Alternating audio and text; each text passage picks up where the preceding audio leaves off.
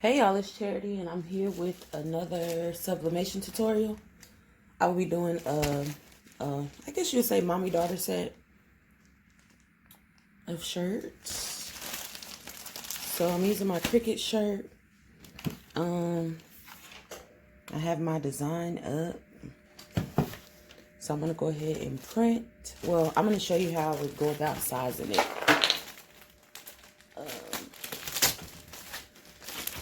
In the women's style shirts for Cricut, they're V-neck. So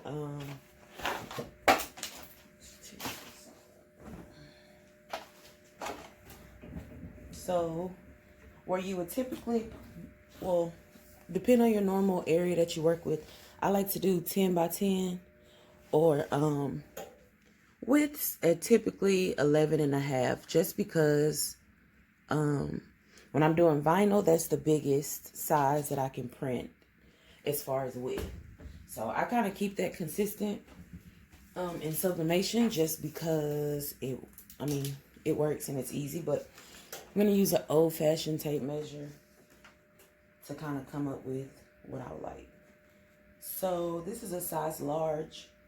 So about 9 inches kind of cuts in. So I'm going to go, I guess you could just stick with your usual 10.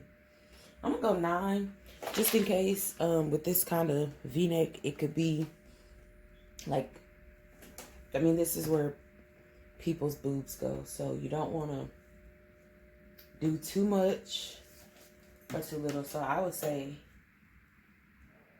9 inches should be fine. 9 inches should be fine. So I'm going to go ahead and print. I'm going to grab the screen and then come back when it's time to print. Okay, y'all. So I just pulled my images off the printer. Look at me matching. So, I'm using, I'll check and make sure this isn't too small. And it kind of is, y'all. It kind of is. So it actually measured out to be, let's take a look. Me trying to save paper and yada yada. So it's still not quite 9, but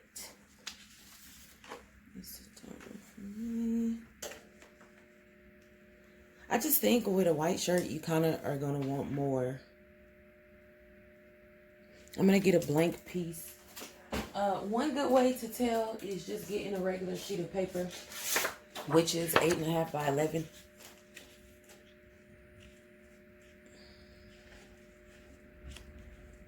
So I guess just go ahead and make it this size. So I'll be back. That shows you sizing is off. You don't have to commit to what you've printed, but just thinking about how tiny that area would be. And another thing, like daughter is the only thing that goes wide. So if daughter goes at least, let's see, because daughter is 8.5, basically.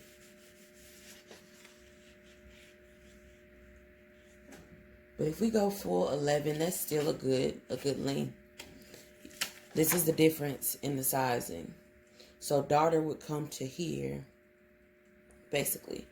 So I'm going to go tweak that. I did have to go through a couple print head cleanings and all that stuff. So I'll be right back. Okay, y'all. So I'm back. The size difference. Okay. Let's see if you can tell. So yeah. Pretty much 8.5 by 11. So I did center it to kind of give me a little bit of an advantage with placement. So just like when you're using HTV, you just hit a little point. By no means do you need to fully crease anything. And I love the V-neck because the V-neck point can line up directly with The V-neck point lines up directly with the halfway mark in the paper.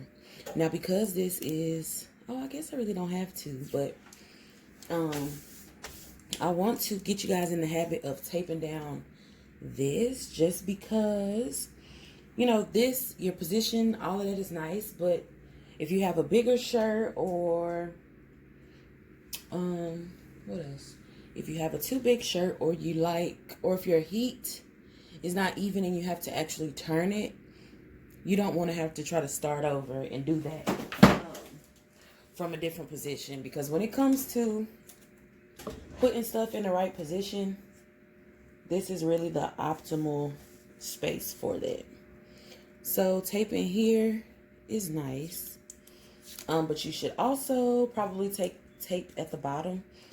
I will say it depends on your heat tape. Some people's heat tapes give them more trouble than I've ever even had to think about, I guess. So make sure if you're taping stuff down to products you're going to be selling to the public, you definitely want to make sure you have some quality products, because I think sometimes like the browns and the yellows, they will transfer onto what you're working on. And like any other time, make sure things are smooth. I didn't do that. I'm sorry. I feel like we've been doing this for a little while now, but I have gained some new subscribers, so I don't want to assume that you guys know anything. I'm using my butcher paper from the roll, cutting a piece off. As you know, well, not as you know, I gotta stop saying that kind of stuff. But you could use parchment paper, butcher paper, regular printer paper as well. Oh, okay. So I'm just gonna put enough on to cover this. I've been adjusting my times, and I am going to do a video that shows you how I landed on my specific time and temp, because I know it's not for everybody. It's just really what works for me and my press. So I'm going to go ahead and get things going. But you see how this little collar stuff is situated? I'm not worried about it because I have taped this down.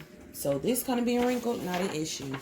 But go ahead and put your parchment paper over and press. Okay, y'all.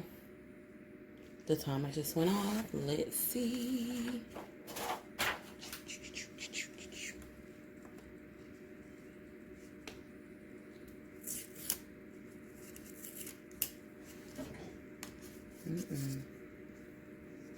Trying to do the right thing. Ooh, it looks so perfect. Look at this color release, as they say. Yeah, this is pretty. And I do think it needed to be this big to really give it a good effect. So I'll be doing the daughter shirt next, and I'll show you the finished results. Okay, y'all, so this is the last one. This is also the size difference in the two. Why you really should take the time out. It's not a whole lot bigger, but I think it'll make a nice little, I think it looks better now, basically. Just gonna put it right here in the middle.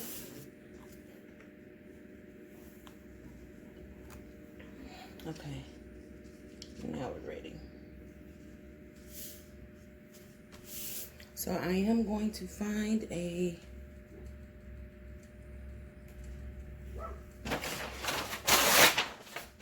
little piece of tape. I was about to try to cut up and do what I know I shouldn't be, so just gonna do the right thing and tape it.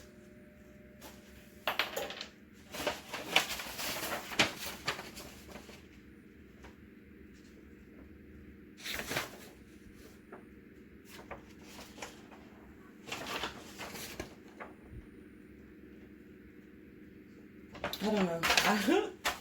I can't tell which one I just cut, so I'm going to just cut some more butcher paper because it's not worth it.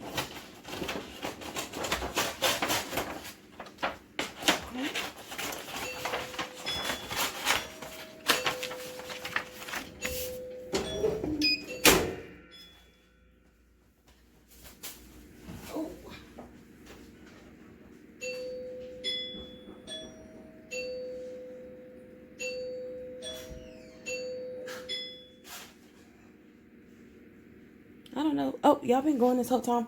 Okay, that was Lucius, my husband.